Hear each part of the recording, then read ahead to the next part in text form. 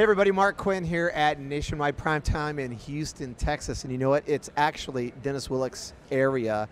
I have with me Dennis Willich, who is the CEO of the Nationwide Southwest. So congratulations on what an incredible group you have, and thanks for being here with us. Thanks very much. Listen, we are proud to be here. It is in our backyard, and I am excited to say that we probably will run about 475 of our members through here. Wow. So we had a big turnout, which is expected. It's in our backyard. But more importantly, exposing that larger group to the things that are going on here at this show is just incredible to me. And it gives us a lot of fodder to take back to the field and talk with members that did not make this show and really bring them up to speed on all the great things that's going on here. So Dennis, how long have you been involved in Nationwide? 20 years. 20 years, okay. I want to get back to that comment Okay. at the end of this, but so tell me what's going on in the Southwest. How are things going? How are the members doing? The members are doing quite well. There's always a mix. Of course. There's always a mix. Some are always going to do extremely well.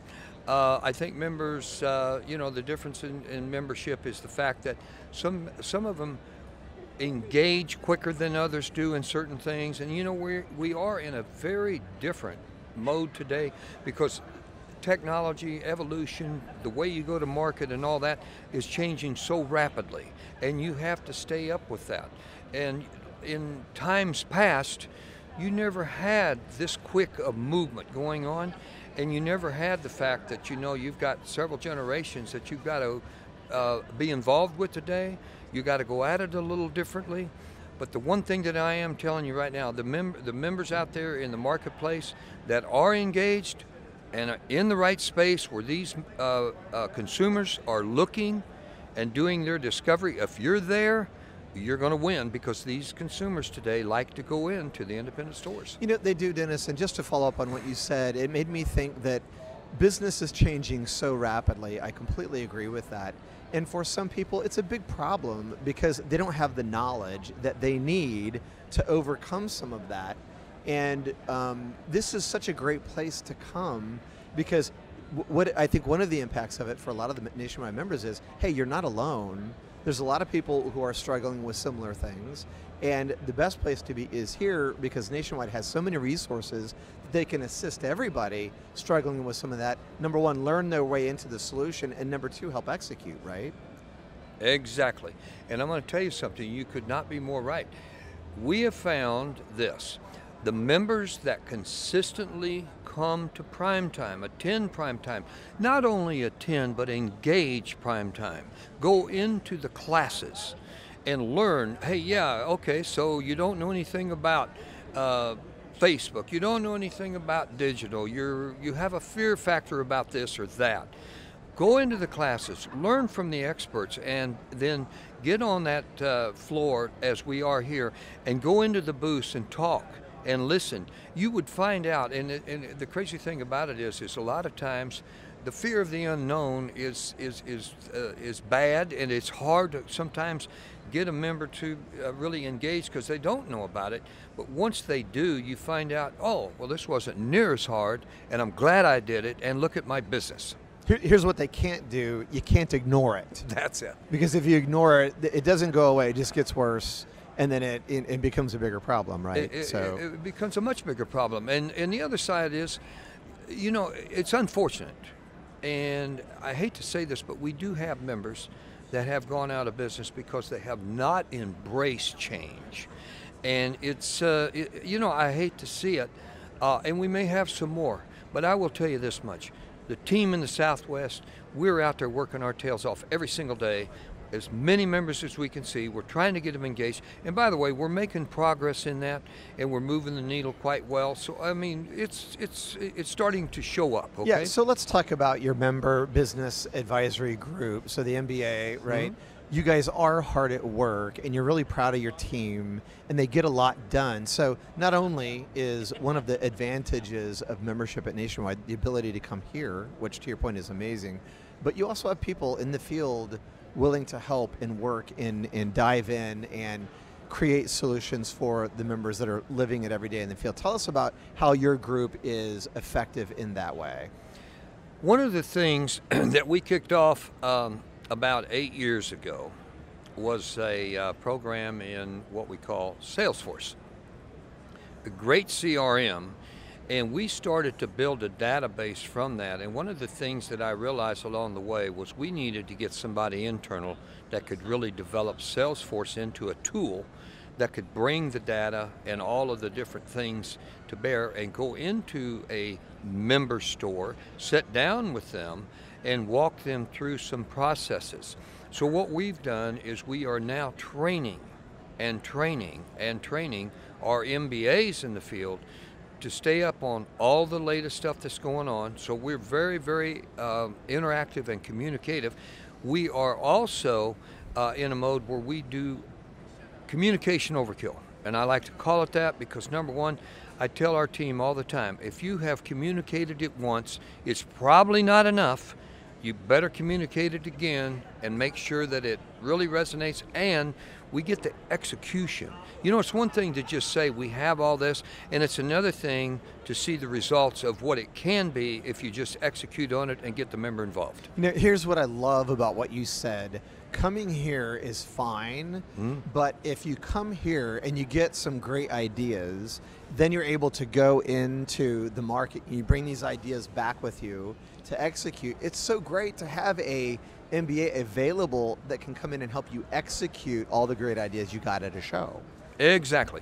You're not, listen, when you come to a show like this, and you see all of what there is going on, and by the way, everybody's got an immediate, I kind of call it an A and a B agenda. Right. When they come here. The A agenda is, I'm going to go to the show because I'm going to see I'm going to see this vendor, this vendor, this vendor. I'm going to take care of business here, here, and here, and here. And you have to do that, and I get that. But the B agenda is the one that I stress the most. And by the way, that's the agenda I stress with the MBAs. Be out there on that B agenda because that's where we need to help our members.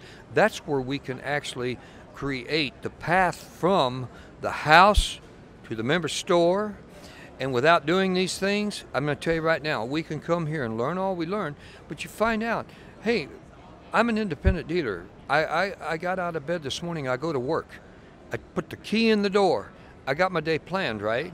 No, because there's probably 7 things today that's going to hit the pathway of things that you're not aware of that's going to throw you off track. And even though you wanted to do one of the things that you learned here, it's out the window. So we have to rely on that MBA team to come back in and to spark that again and get it back up to where it needs to be and start talking it. So Dennis, is it working? Like, what kind of feedback are you getting from your membership about the MBAs out there? What are they saying to you about the work your guys are doing?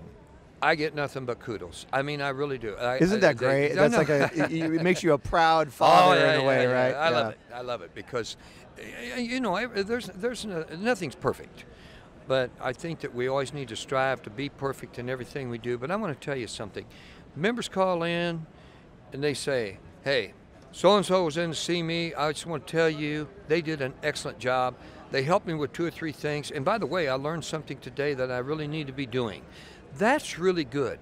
And again, you're not going to get, as much as I would like to say we are getting tremendous traction in some of the areas like digital and social and some of these, you got to realize that not that many years ago, we were working on trying to get these same people just to get a website, just to get up to speed in a website. And we finally got that accomplished, you know, and we got that moving.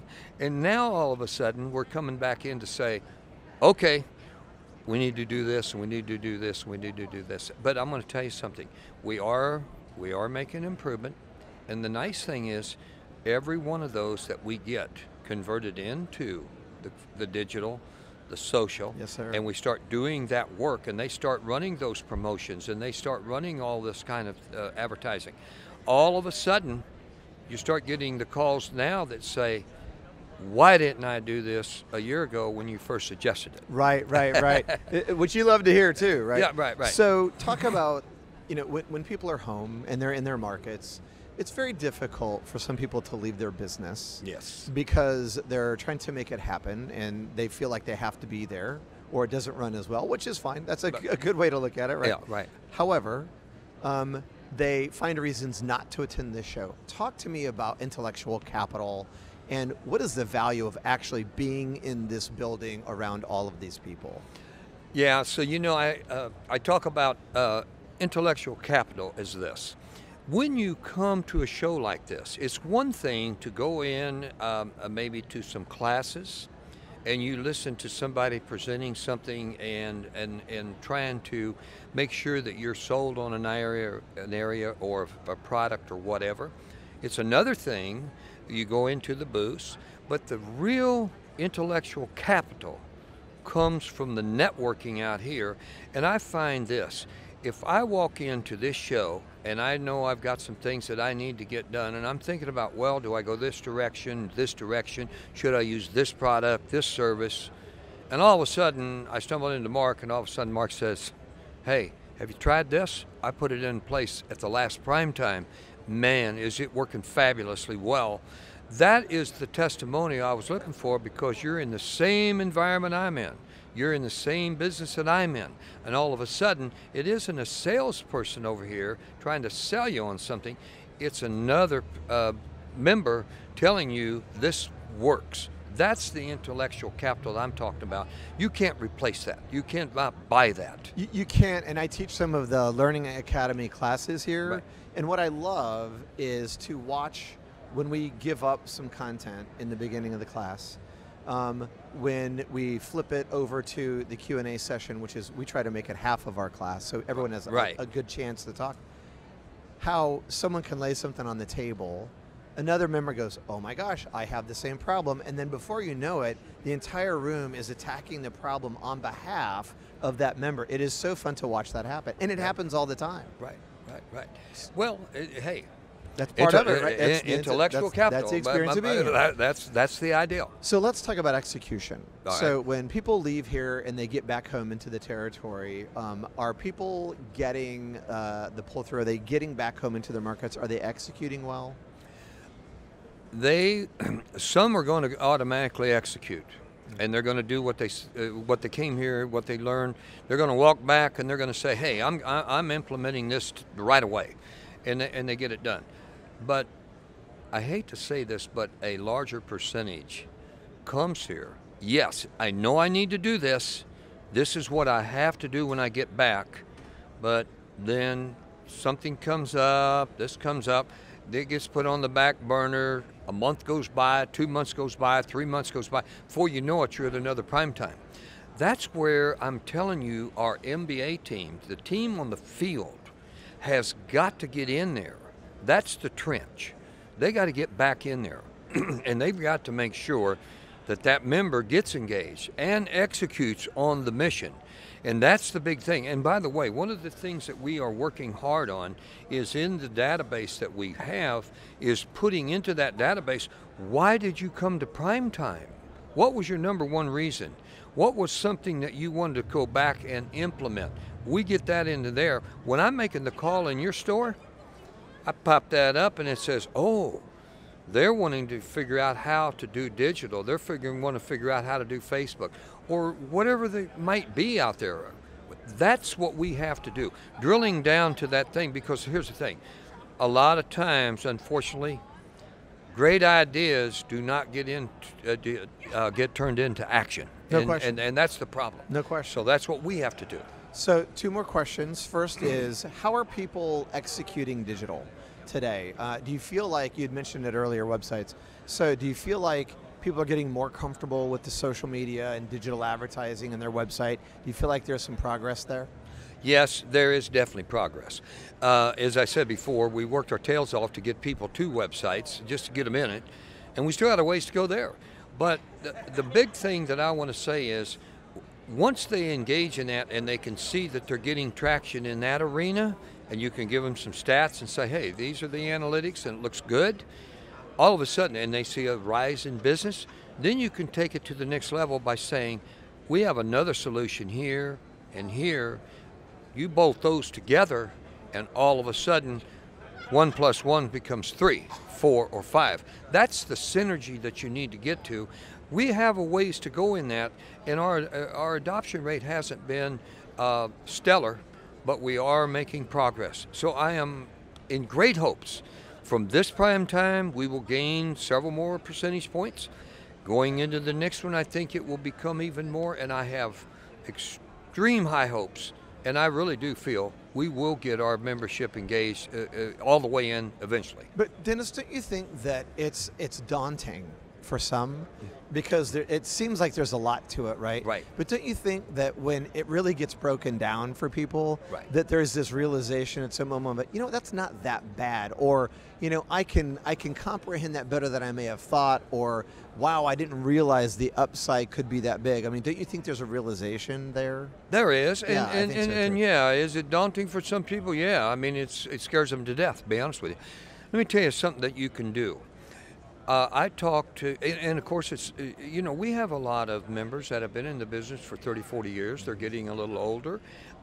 They have sometimes more fear. We certainly know the young generation embraces it. They wake up every morning in it. So what I suggest to a lot of these members is, why not hire somebody, bring somebody Sure. on board that understands this for you? And it's an amazing thing to me. I have children and grandchildren, and it's an amazing thing to me that I get stumped sometimes, and I say, grab one of the grandchildren and say, hey, what about this? Bingo, it's done. And I use that as a tool of thinking. Listen, you have got to engage it. Doesn't matter if you're scared or it's daunting. It don't matter if you don't engage it. The outlook is not very good for you. Okay, so your grandchildren are participating with you. Have they got you making TikTok videos yet? Well, pretty close. Pretty close. Okay, I'll be looking for those. So my last question for you is this: you've been around for a while. Yeah. You've got a lot of time invested in Nationwide. Sure. So why? So what is the purpose in it for you? You could do many other things, I'm sure. Why do you put so much of your time, energy, talent, and heart? Because you have a lot of heart for the people here. Why do you do that? What is it for you? Can you think of maybe even an example of something that happened along the way with a member, or just to see someone grow and be helped by this organization that maybe inspired you even? Let me tell you something. You hit the nail on the head. Okay. When you think about an independent, maybe it's a husband and wife team or whatever, they invest a lot of money into something that they believe, that they have a passion for. Their heart is in it. They want to go out there and they want to literally conquer the world, and they want to make money. They want to put a business together. They want to raise their family. They want to send their children to college, all the things that go on in this. And I look at that environment out there and I'm thinking to myself, what is it that I can do? What is it that our team can do? Listen, I've been doing this business for 47 years now. I've been in this environment for 47 years. I have no less passion today, no less heart today than I did 47 years ago. I love it. People ask me, well, why are you still hanging around? Because I like it. I like to wake up in the morning. I like to learn things. And I want to say, probably with that passion, I have helped more people when they have said to me, I don't know how we can possibly make it. You sit down with them and you go through things with them. You lay things out for them and say, there is a path to success. There is a path to survival. Not only survival, there is a path to where you literally can thrive in this thing. And I've got hundreds of examples that I could use over the many years. I'm going to tell you this. When somebody says, I don't think I can make it, it drives me harder to help them make it. And you know what's great? When you get on the other side of it after you've gone through all of this, and you're on the other side of this thing and you ask them, and they look at this thing and you say, you remember when you were doing $500,000 a year? Whatever happened now? You got 5 stores and you're doing $10 million? That is something that just makes me, I'm overwhelmed with it. And it's nice to know, hey, you were there to kind of lead them along in a certain path, whatever it was. That's what I like. And by the way, I ain't leaving soon unless the dear Lord says it's all over, Dennis. Well, you know what, Dennis? I, for one, am grateful to you for your passion. It is obvious that you have a heart for these people and for the members of this organization. It shows. And that is exactly what will drive change and help people along the way. I call it the servant's heart, and you definitely have it. So thank you for that. Thank you very much. I appreciate it very much. Thanks for your time. You're very Appreciate welcome. it. Thank you. Okay.